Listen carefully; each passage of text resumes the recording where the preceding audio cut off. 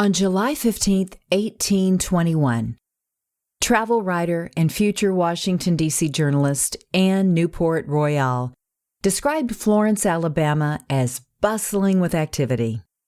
She wrote, "The great military road that leads from Nashville to New Orleans by the way of Lake Ponchatrain passes through this town, and the number of people who travel through it and the numerous droves of horses headed for the lower country for the market are incredible." Florence was established just 3 years prior. Here, we can imagine a young black man standing outside an inn. His hand rests on the neck of a tired horse just handed to him by a white patron. People may have called him Sam. Later, he'd be known as Dred Scott. As a hostler at the Blow Inn, Scott looked after the travelers' horses. He was the property of Peter Blow, but exactly when and how he became Blow's property is unknown. Dred Scott was born to enslaved parents in Virginia between 1795 and 1809. In the early 1800s, he lived and worked on the Blow plantation in Southampton County, Virginia.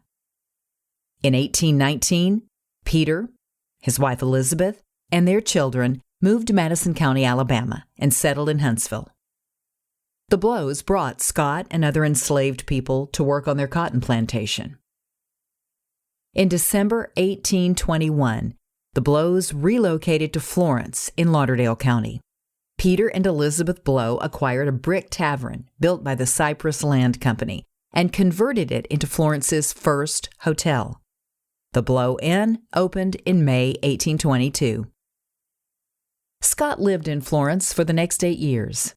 His time there can be understood as a prelude to freedom because of the events to come.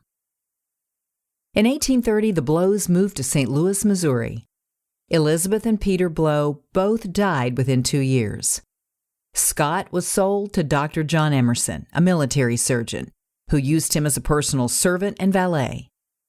Scott met Harriet Robinson in 1836. The couple soon married and had 2 children.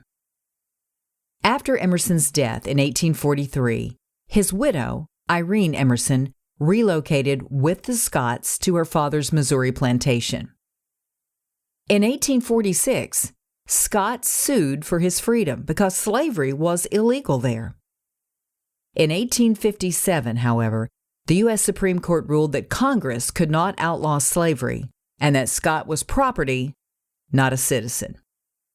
The Dred Scott decision outraged abolitionists and further divided a nation on the brink of civil war. Afterward, Scott was sold to Taylor Blow, the youngest son of Peter and Elizabeth Blow, who freed him and his family. Dred Scott died of tuberculosis only 16 months later.